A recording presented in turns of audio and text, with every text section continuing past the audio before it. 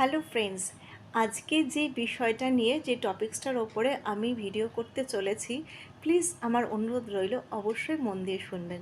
বিশেষ করে বাচ্চার বাবা মায়েরা, অর্থাৎ যাদের কাছে অন্তত 4-5 বছরের বাচ্চা রয়েছে, যারা বাচ্চাদের নিয়ে বিভিন্ন ভিডিও বানাচ্ছেন, ফেসবুকে বানাচ্ছেন, ইউটিউবে বানাচ্ছেন, ছাড়ছেন, তাদের কাছে আমি খুব রিকোয়েস্ট করব অ্যাজ আ টিচার হিসাবে। দেখুন, আমরা তো এদের নিয়েই তো চলি। এই ছোট ছোট শিশুগুলোকে নিয়ে আমাদের চলার পথ। এরা আমাদের ভবিষ্যতের একটা অ্যাসেট বলতে পারেন। এদের মধ্যে না প্রচুর প্রচুর মানে ক্রিয়েটিভিটি আছে।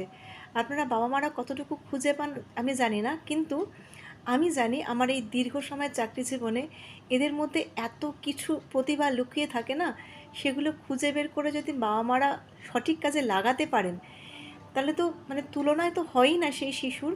এবং আমরা শিক্ষকরাও চেষ্টা করে থাকি আপ্রাণভাবে, অন্তত যারা ভালোবেসে এই কাজগুলো করেন।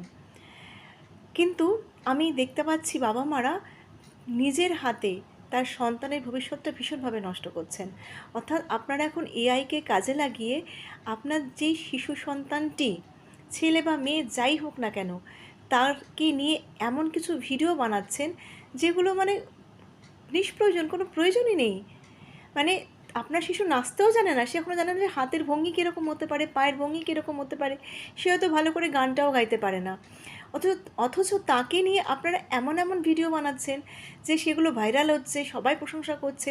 যারা বুঝতে পারছেন না তারা বলছে, বাহ কী ভালো নাচে, আপনার সন্তানকে অ্যাপ্রিসিয়েট করছে, আপনি তার উত্তর দিচ্ছেন। প্লিজ করবেন না, নিজের সন্তানের ক্ষতিটা এত বড় করবেন না।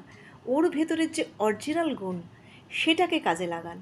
সেটা যদি আপনি এরকম কৃত্রিমতাতেই ঢেকে দেন না, ওর ছোট্টবেলাতেই ভবিষ্যৎটা নষ্ট হয়ে যাবে। ওর ভবিষ্যৎটাকে ভালো করার দায়িত্ব কিন্তু আপনাদের হাতে। যদি ভাইরাল হতে গিয়ে অর্থের লোভে নিজের সন্তানের ভবিষ্যৎটাকে নষ্ট করেন, তাহলে কিন্তু সেই সন্তানটাই আপনার হারিয়ে যাবে, তাই না? তাই ওকে, ওর যা গুণ, সেই গুণটাকে জাগিয়ে সেটাকেই কাজে লাগান। সেটাকেই তুলে ধরুন না আমাদের মাঝখানে, আমরা প্রশংসা করব। তার মধ্যে দিয়েই তাকে চলতে শেখান। আর কিছু বলার নেই। চলুন, টাটা। হ্যালো ফ্রেন্ডস, আজকে যে বিষয়টা নিয়ে যে টপিক্সটার ওপরে আমি ভিডিও করতে চলেছি, প্লিজ আমার অনুরোধ রইল অবশ্যই মন দিয়ে শুনবেন।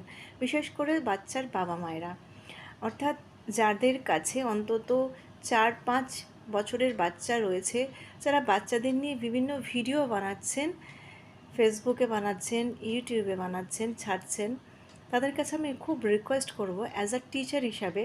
দেখুন, আমরা তো এদের নিয়েই তো চলি। এই ছোট ছোট শিশু